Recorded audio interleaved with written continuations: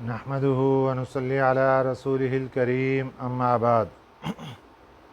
پارہ نمبر 17 سورۃ الانبیاء، آیت نمبر 85 اعوذ باللہ من الشیطان الرجیم، بسم اللہ الرحمن الرحیم۔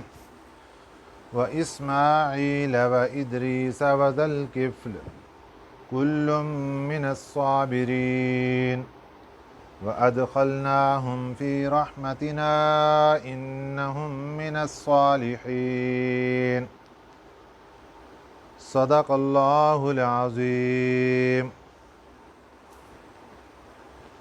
انبیاء علیہم السلام کے تذکرے کا سلسلہ چل رہا ہے۔ کل کے سبق میں حضرت سلیمان علیہم السلام کا ہوائی تخت، اس کا تذکرہ ہوا، اور اس کے بعد حضرت ایوب علیہم السلام کے صبر کا تذکرہ ہوا، جبکہ آج کے سبق میں حضرت اسماعیل اور حضرت ادریس علیہم السلام کا نام لے کر، اور اس کے ساتھ ساتھ حضرت ذوالکفل علیہم السلام کا نام لے کر ان کا تذکرہ فرمایا کہ یہ تینوں صبر والے نبی تھے۔ جس طرح حضرت ایوب علیہ السلام صابر تھے، اسی طرح حضرت اسماعیل علیہ السلام، حضرت ادریس علیہ السلام اور حضرت ذوالکفل علیہ السلام بھی صابرین میں سے تھے۔ قرآن پاک میں کیا ذکر فرمایا؟ وَإِسْمَاعِيلَ، حضرت اسماعیل علیہ السلام، وَإِدْرِيسَ اور حضرت ادریس علیہ السلام، وَذَا الْكِفْلِ اور حضرت ذوالکفل علیہ السلام، كُلٌّ مِّنَ الصَّابِرِينَ سب کے سب صبر کرنے والے تھے۔ وَأَدْخَلْنَاهُمْ فِي رَحْمَتِنَا اور ہم نے داخل کیا ان کو اپنی رحمت میں، یعنی جن لوگوں پر ہماری رحمت خاصہ دنیا میں اور آخرت میں رہتی ہے، ہم نے انہی لوگوں کی صف میں، ان کی فہرست میں ان لوگوں کو بھی داخل کر دیا۔ انہم من الصالحین، یہ سب کے سب صالحین نیک بختوں میں سے تھے۔ ان میں حضرت اسماعیل علیہ السلام جو کہ بیٹے ہیں حضرت ابراہیم علیہ السلام کے، اور حضرت ادریس علیہ السلام جن کا زمانہ حضرت نوح علیہ السلام سے پہلے کا ہے، اور یہ حضرت نوح علیہ السلام کے دادا جان یا پردادا جان ہیں۔ اور تیسرے نمبر پر جو ہستی ہے، یہ ہیں حضرت ذوالکفل علیہ السلام، جن کا کچھ تذکرہ آج کے سبق میں ہوگا۔ حضرت ذوالکفل علیہ السلام کا زمانہ ہے بنی اسرائیل کا۔ حضرت یسع علیہ السلام یہ اللہ کے نبی تھے۔ جب ان کی عمر کافی ہو گئی اور بڑھاپا آ گیا، ضعف اور کمزوری آ گئی، تو آپ نے فیصلہ کیا کہ میں اپنے مریدین اور اپنے صحابہ میں چاہنے والوں میں کسی کو اپنا خلیفہ اور نائب مقرر کر دوں، تاکہ وہ جو ڈیوٹیاں نبی کی ہیں وہ آگے ڈیوٹیاں وہ چلتی رہیں اور لوگوں کو بتاتے رہیں۔ چنانچہ اس کام کے لیے آپ نے تمام صحابہ کو جمع کیا اور ان کو فرما دیا کہ میں اپنا خلیفہ بنانا چاہتا ہوں۔ اس کے لیے 3 شرطیں ہیں۔ جس بندے میں یہ 3 شرطیں پائی جا رہی ہیں وہ سامنے آ جائے۔ پہلی شرط، وہ بندہ ہمیشہ روزہ رکھتا ہو۔ دوسری شرط، راتوں کو عبادت کرتا ہو، ساری رات بیدار رہتا ہو۔ تیسری شرط، کبھی غصہ بھی نہ کرتا ہو۔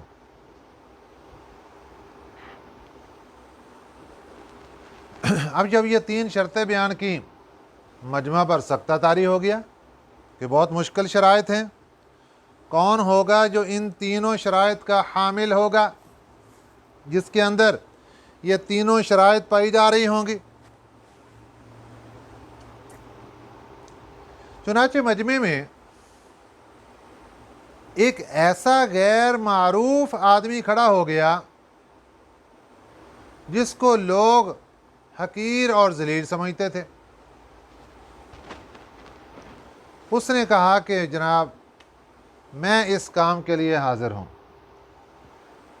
حضرت یسع علیہ السلام نے پہلا سوال کیا، بتائیے ہمیشہ روزہ رکھتے ہو؟ جی میں روزانہ روزہ رکھتا ہوں۔ روزانہ رات کو عبادت کرتے ہو؟ ساری رات بیدار رہتے ہو؟ جی میں ساری رات بیدار رہتا ہوں، عبادت کرتا ہوں۔ کبھی غصہ نہیں کرتے ہو؟ جی میں نے کبھی غصہ نہیں کیا۔ یہ تینوں چیزیں اللہ تعالیٰ نے مجھے نعمت عطا فرمائی ہے۔ حضرت یسع علیہ السلام خاموش ہو گئے اور مجلس موقوف کر دی گئی۔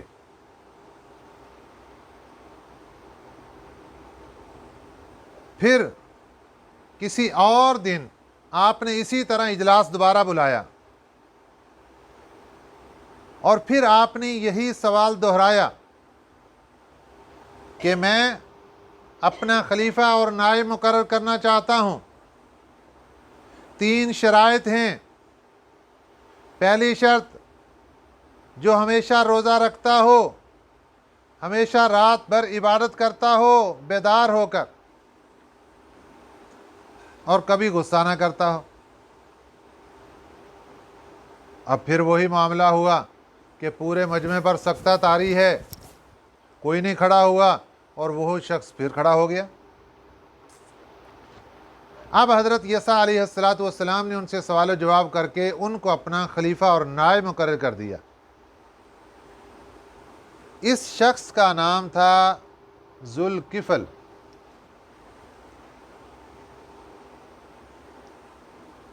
اب پچھلے سبق میں آپ نے دیکھا کہ جب حضرت ایوب علیہ السلام فراوانی اور خوشحالی کے زمانے میں اللہ کا شکر ادا کیا کرتے تھے تو ابلیس جل جاتا تھا، حسد کرتا تھا، اپنے دل میں بغض اور عناد پکا رہا تھا۔ اللہ کو کہہ دیا، یا اللہ یہ تو خوشحالیوں کی وجہ سے شکر کر رہا ہے۔ اب جب حضرت ذوالکفل ان کو اتنا بڑا عہدہ ملا، شیطان جل کر رہ گیا۔ اتنی بڑی عزت ان کو کہ نبی نے ان کو اپنا خلیفہ اور نائب مقرر کر دیا، میں ان کا یہ عہدہ چھین کر رہوں گا۔ اب شیطان نے پلاننگ شروع کر دی۔ اب نبی کے خلیفہ اور نائب کی ڈیوٹی کیا ہے؟ لوگوں کا بھی خیال رکھنا ہے، کوئی مسائل ہیں تو وہاں بطور قاضی اور جج کے لوگوں کے فیصلے بھی کرنے ہیں۔ آپ تمام کاموں کو نمٹا کر دوپہر کے وقت اپنے گھر پہنچے اور ابھی سونا شروع ہی کیا تھا کہ کچھ دیر قیلولہ کر لیں۔ قیلولہ کہتے ہیں دوپہر کے وقت کچھ آرام کرنا۔ رات بھر عبادت کی، دن کا روزہ بھی ہے، اور اس کے ساتھ ساتھ تھکاوٹ بھی ہے، تو کچھ نیند کریں گے، پوری کریں گے کچھ نیند، تو تھکاوٹ دور ہوگی، آگے اور مسائل حل کر سکیں۔ اب ابھی تھوڑی سی آنکھ لگی تھی کہ ایک بابا جی آئے اور اس نے دروازہ پہ جانا شروع کر دیا۔ آپ نے اٹھ کے دروازہ کھولا، بھئی کون؟ انہوں نے کہا جی میں ضعیف العمر ایک بزرگ ہوں اور میرے ساتھ زیادتی ہو گئی ہے۔ میرے جو شریک کار ہیں انہوں نے مجھ سے جانور چھین لیے، زمینیں چھین لی، میرے اوپر بڑا ظلم کر دیا، مجھے انصاف دلائیے۔ بڑی لمبی ہسٹری بیٹھ کے سنائی، جس میں گھنٹہ 2 گھنٹے کھپت ہو گئے اور ان کا سارا جتنا آرام کا ٹائم تھا سارا ختم ہو گیا۔ اب دوبارہ پھر ڈیوٹی شروع ہو گئی۔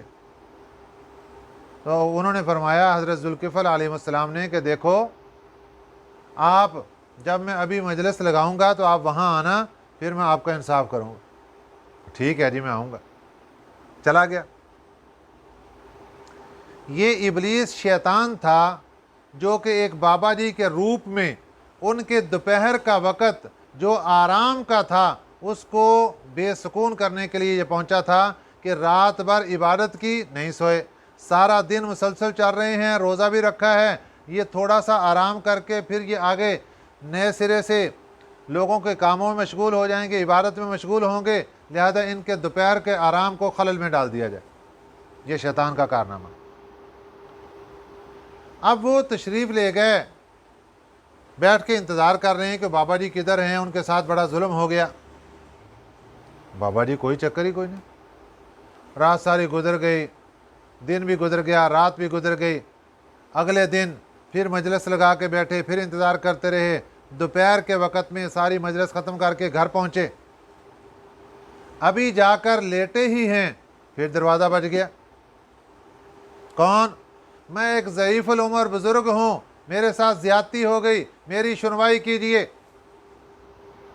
جلدی سے دروازہ کھولا تو وہی بابا جی جو کل تھے وہی آ گئے۔ پھر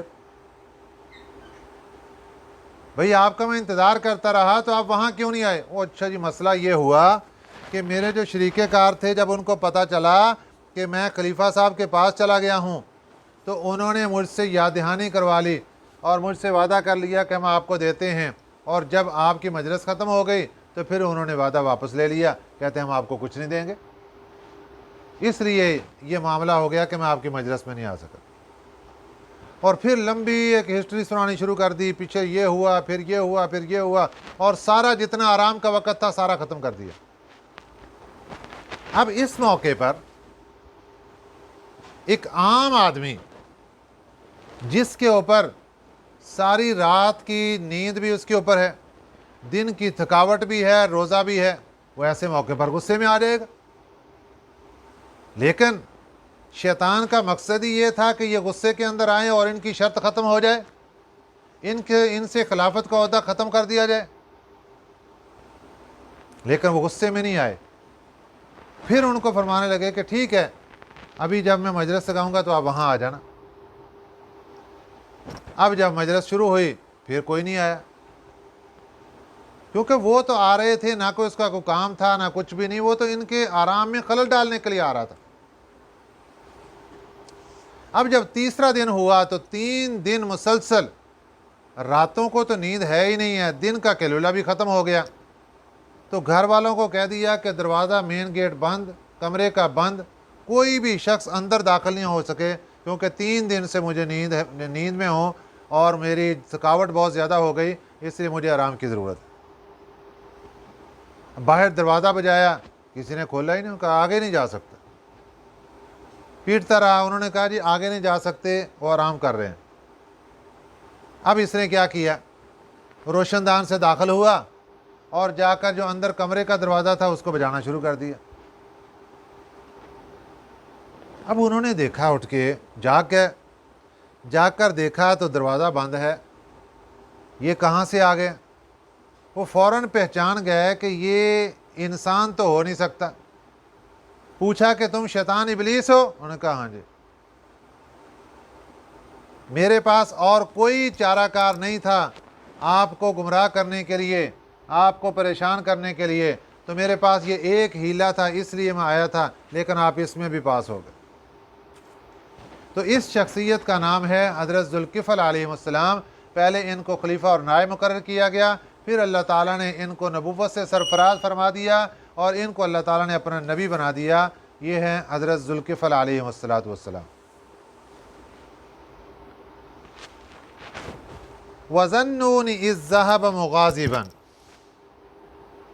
وَظَنُّونِ اور مچھلی والے، ذا کا معنی والے، نون مچھلی۔ قرآن پاک میں 2 قسم کے الفاظ ذکر کیے گئے۔ ایک جگہ ذکر کیا گیا صاحب الحوت، مچھلی والے، حوت بھی مچھلی کو کہتے ہیں، اور یہاں ہے ذنون مچھلی والے، مراد اس سے حضرت یونس علیہ السلام کا واقعہ ہے۔ حضرت یونس علیہ السلام کا زمانہ بنی اسرائیل کے انبیاء علیہ السلام میں سے ہے، اور آپ ملک عراق کا ایک صوبہ تھا موصل، اس کی ایک بستی تھی نینوا، آپ وہاں پر لوگوں کی ہدایت کے لیے بھیجے گئے۔ آپ نے لوگوں کو دعوت و تبلیغ دی، لیکن عرصہ دراز گزر جانے کے بعد لوگوں نے آپ کی بات نہیں مانی۔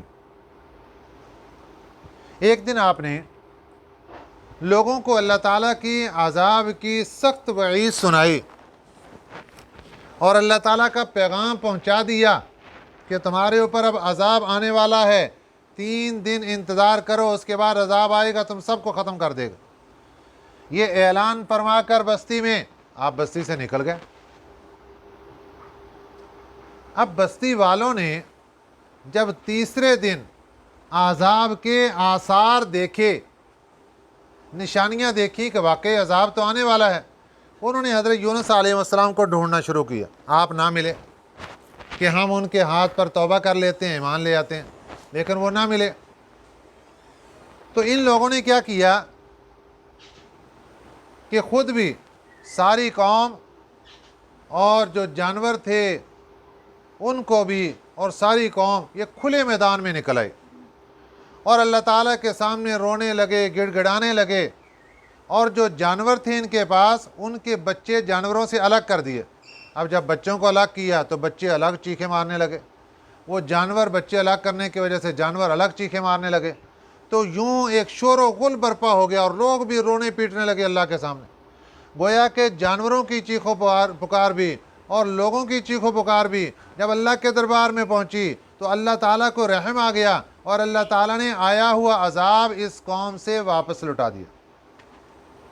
پوری تاریخ انسانی میں صرف یہ ایک قوم ہے حضرت یونس علیہ السلام کی جن کے اوپر آیا ہوا عذاب اللہ تعالیٰ نے واپس پلٹ دیا، اور ادھر حضرت یونس علیہ السلام انتظار میں ہے کہ عذاب آئے گا، اب عذاب آئے گا، اب آئے گا۔ عذاب نہیں آیا۔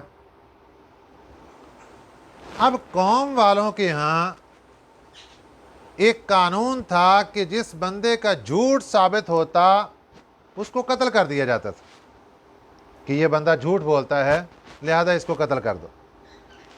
آپ ڈر گئے کہ اگر میں اسی حالت میں اپنی قوم کے پاس واپس جاتا ہوں تو قوم والے مجھے جھوٹا قرار دیں گے اور مجھے قتل کر دیں گے۔ اب پچھلی حقیقت کا ان کو نہیں پتا کہ کیوں اللہ تعالیٰ نے عذاب ٹال دیا ہے، کہ وہ بندے سب توبہ کر چکے ہیں، ایمان لا چکے ہیں۔ اس سے معلوم ہوا کہ غیب کا علم صرف اور صرف اللہ کی ذات کے پاس ہے۔ اللہ اپنے نبیوں میں، ولیوں میں جس کو چاہتے ہیں کوئی غیب کی بات بتا دیتے ہیں، اصل علم سارے کا سارا اللہ کی ذات کے پاس ہے۔ کسی ولی کے پاس، کسی نبی کے پاس غیب کا علم نہیں ہے۔ اللہ نہ بتائیں تو کسی کو کچھ کیا پتا۔ اب حضرت یونس علیہ السلام کو کوئی پتہ نہیں پیچھے کیا معاملات ہوئے۔ اب آپ نے سوچا کہ میں اس بستی کو چھوڑ کر کسی دوسری بستی میں چلا جاتا ہوں، کیونکہ اگر یہاں جاتا ہوں تو یہ لوگ قتل کر دیں گے۔ یہ خود ہی اجتہادی طور پر فیصلہ کر کے آپ نے سفر شروع کر دیا، اور یہ فیصلہ چونکہ ایک نبی کر چکے تھے، اور نبی کے لیے یہ حکم ہوتا ہے کہ اللہ کی اجازت کے بغیر کوئی فیصلہ نہیں کرتا، تو اللہ تعالیٰ ناراض ہوئے۔ اب آگے واقعہ کیا پیش آیا کہ آپ جب چلتے ہوئے ایک دریا کے کنارے پہنچے، وہاں پر ایک کشتی تھی، وہ آگے سفر کرنے کے لیے تیار تھی، آپ بھی اس میں بیٹھ گئے۔ عین درمیان پانی کے اندر جا کر وہ کشتی، اس کے اندر طوفان آپ برپا ہو گیا پانی کے اندر، اور کشتی ڈوبنے کا خطرہ پیدا ہو گیا۔ اب اعلان کیا گیا کہ جناب کوئی آدمی ایسا اس کشتی میں سوار ہے جو اپنے آقا کی اجازت کے بغیر سفر پر ہے، لہذا اس کی وجہ سے تمام لوگ ڈوب رہے ہیں۔ اس آدمی کو چاہیے کہ وہ اپنے آپ کو پانی کے اندر ڈال دے تاکہ دوسرے لوگ بچ جائیں۔ آپ نے اپنا ہاتھ کھڑا کر دیا بھی میں اپنے آقا کی مرضی کے بغیر آیا ہوں، کیونکہ اللہ کی اجازت کے بغیر سفر شروع ہوا تھا۔ لوگوں نے دیکھا نورانی چہرہ ہے اور کچھ لوگ پہچان بھی رہے تھے، اس لیے انہوں نے کہا نہیں آپ کو نہیں پھینکیں، ہم قرہ اندازی کرتے ہیں۔ وہ قرہ اندازی کی تو آپ کا نام نکل آیا، پھر قرہ اندازی کی تو آپ کا نام نکل آیا، پھر قرہ اندازی کی تو آپ کا نام نکل آیا، چنانچہ آپ کو پانی کے حوالے کر دیا گیا۔ اور اللہ تعالیٰ نے ادھر ایک مچھلی کو حکم دے دیا کہ میرے یونس کو پانی کے اندر نہیں رہنا، اس کو مچھلی کے پیٹ کے اندر رہنا ہے، اور مچھلی کو اللہ نے حکم دے دیا کہ اس کو اپنی غذا نہیں بنانا، بلکہ یہ تمہارے پیٹ میں ایک قیدی کی حیثیت سے ہیں، جب ہم چاہیں گے واپس لے لیں گے، یہ تمہارے پاس ایک امانت ہے، غذا نہیں ہے۔ اور پھر ان کے بارے میں آگے کیا ہوا کہ حضرت یونس علیہ السلام نے وہاں مچھلی کے پیٹ میں ایک دعا پڑھی، جس کو ہم عرف عام میں آیت کریمہ کہتے ہیں، لا الہ الا انت سبحانک انی کنت من الظالمین۔ یہ اس کا تذکرہ آج کے سبق میں آ گیا۔ وَظَنُّونِ، اور مچھلی والے، اِذ ذَهَبَ، جب وہ چلے، مغاضباً، غصہ ہو کر، فَظَنَّ، پھر گمان کیا، أَلَّن نَّقْدِرَ عَلَيْهِ، کہ ہرگز نہیں پکڑ ہوگی اس پر، أَلَّن نَّقْدِرَ، ہرگز نہیں پکڑ ہوگی اس پر، کس پر؟ کہ یہ جو میں بغیر اجازت کے چل پڑا ہوں، آگے یہ اپنی بستی چھوڑ کر دوسری بستی کی طرف سفر شروع کر دیا، مجھے اس پر پکڑ نہیں ہوگی۔ گمان یہ تھا، خیال یہ تھا، اس لیے تو سفر شروع کر دیا کہ یہ کوئی بات نہیں ہے، کوئی بات نہیں، کیونکہ اس بستی پر عذاب آنے والا تھا، عذاب اگرچہ نہیں آیا تو میں ہجرت کر کے دوسری بستی میں چلا جاتا ہوں۔ تو خیال کیا فظن، خیال کیا کہ اللہ نقدر علیہ، اللہ نقدر علیہ، کہ اس کے اوپر کوئی پکڑ نہیں ہوگی۔ پھر وہ سمندر کے اندر چلے گئے، پانی میں چلے گئے اور مچھلی کے پیٹ میں چلے گئے، وہاں پر اللہ فرماتے ہیں فنادا فی الظلمات، پھر پکارا انہوں نے اندھیرے میں، اندھیروں کے اندر اللہ کی ذات کو پکارا۔ اب اندھیرے کس کی چیز کے؟ ایک تو مچھلی کے پیٹ کا اندھیرا، پھر پانی کی تہہ کا اندھیرا، اور پھر تیسرا رات کا اندھیرا۔ ان اندھیروں میں اللہ کو پکارا، کیا پکارا؟ اللہ الہ الا انت سبحانک انی کنت من الظالمین۔ یہ تسبیح جس کو ہم آیت کریمہ کہتے ہیں، یہ حضرت یونس علیہ السلام نے مچھلی کے پیٹ میں پڑھنی شروع کی کہ اے اللہ میں اندھیروں میں پھنس گیا ہوں، مجھے ان اندھیروں سے، ظلمات سے نکال دیجیے، اس لیے تسبیح پڑھنی شروع۔ تو فاستجبنا لہ، اللہ فرماتے ہیں ہم نے ان کی دعا سن لی، ہم نے ان کی فریاد سن لی، وَنَجَّيْنَاهُ مِنَ الْغَمِّ، اور ہم نے بچا لیا ان کو غم سے۔ یہ جو پریشانی ان کے اوپر آ گئی تھی، ہم نے اس پریشانی سے ان کو بچا لیا۔ وَكَذَلِكَ نُنْجِي الْمُؤْمِنِينَ، اور اسی طرح ہم نجات دیتے ہیں ایمان والوں کو۔ جیسے حضرت یونس علیہ السلام کو آیت کریمہ کی بنا پر اللہ تعالیٰ نے مچھلی کے پیٹ سے آزادی عطا فرمائی، جس کا تذکرہ آگے سورہ سواد کے اندر آئے گا، سورہ صافات اور سواد، تو وہاں پر اس کی تفصیل آگے ذکر کی جائے گی۔ تو یہاں پر اللہ تعالیٰ نے جتنی بات ذکر فرما دی کہ اس آیت کریمہ کی برکت سے ہم نے ان کو بھی نجات دے دی، اور آگے ہمارا قانون سن لیں کہ وَكَذَلِكَ نُنْجِي الْمُؤْمِنِينَ، اس آیت کریمہ کی بدولت ہم ایمان والوں کو بھی نجات دیں گے۔ اب ایمان والوں کو نجات کیسے ملے گی؟ کہ جب بھی کوئی پریشانی اور غم آئے تو ان کو چاہیے کہ یہ آیت کریمہ کا ورد کریں۔ اس کے لیے علماء اکرام نے یہ بات لکھی ہے کہ اگر کوئی بندہ پریشانی میں پھنس جاتا ہے، اور ایسی پریشانی ہے کہ دنیا میں اس کا کوئی ظاہری علاج اور اس کا کوئی حل نظر نہیں آ رہا، تو گویا کہ جیسے حضرت یونس علیہ السلام اندھیروں کی چکی میں پھنس گئے، تو اللہ تعالیٰ نے ان کو آیت کریمہ تلقین فرمائی اور سکھا دی، اور انہوں نے پڑھنا شروع کی، تو اللہ تعالیٰ نے وہ اندھیرے سارے ان کے ختم فرما دیے۔ تو اسی طرح ایمان والوں کو حکم دے دیا کہ جب تمہارے اوپر کبھی پریشانیوں کے، غم کے اندھیرے چھا جائیں تو تمہیں بھی یہی تلقین ہے کہ آیت کریمہ پڑھو، تو اس سے تمہارے غم کے اندھیرے ختم ہوتے جائیں گے۔ اس کا ایک طریقہ تو یہ ہے کہ 300 کی تعداد میں روزانہ جو بندہ غم کے اندر پریشانی میں مبتلا ہے وہ خود اس کو پڑھے. اور پڑھنے کا طریقہ کار یہ ہے کہ اول آخر درود پاک پڑھے اور اپنے پاس پانی رکھ لے اور پانی میں کچھ وقت کے بعد ہاتھ بھگو کر اپنی پیشانی اور چہرے پر پھیرتا رہے تاکہ ٹھنڈک حاصل ہو، کیونکہ اس کی تاثیر گرم ہوتی ہے. تو یہ جو کام ہے یہ اس نے تقریباً 40 سے 41 دن تک 41 دن کا یہ عمل یہ کرے تو انشاءاللہ اللہ تعالیٰ خیر فرمائے گا اور اس کی برکت سے اللہ تعالیٰ اس کی پریشانی اور غموں کو دور کر دے گا. یہ ہے انفرادی عمل. اور ایک ہے اجتماعی عمل کہ کچھ لوگ مل جائیں، کچھ خواتین مل جائیں، کچھ مرد مل جائیں، گھر کے سارے افراد مل جائیں تو مل کر آیت کریمہ کی 1.25 لاکھ کی تعداد پوری کر لیں ایک ہی مجلس میں بیٹھ کر. کوئی بھی مقصد سامنے ہو کہ فلاں پریشانی ہمارے اوپر آ چکی ہے تو اجتماعی طور پر 1.25 لاکھ کی تعداد آیت کریمہ کی پوری کر لی جائے تو اللہ تعالیٰ اس آیت کریمہ کی برکت سے اس غم کو اور پریشانی کو دور فرما دیتے ہیں. اللہ تعالیٰ ہمیں عمل کی توفیق عطا فرمائے. آمین. وما علینا الا البلاغ المبین. اللہم صلی علی محمد وعلی آل محمد کما صلیت علی ابراہیم وعلی آل ابراہیم انک حمید مجید. اللہم بارک علی محمد وعلی آل محمد کما بارکت علی ابراہیم وعلی آل ابراہیم انک حمید مجید. اللہم انت السلام ومنک السلام تبارکت ربنا وتعالیت یا ذو الجلال والاکرام. وصلی اللہ تعالی علی خیر خلقہ محمد وآلہ واصحابہ اجمعین برحمتک.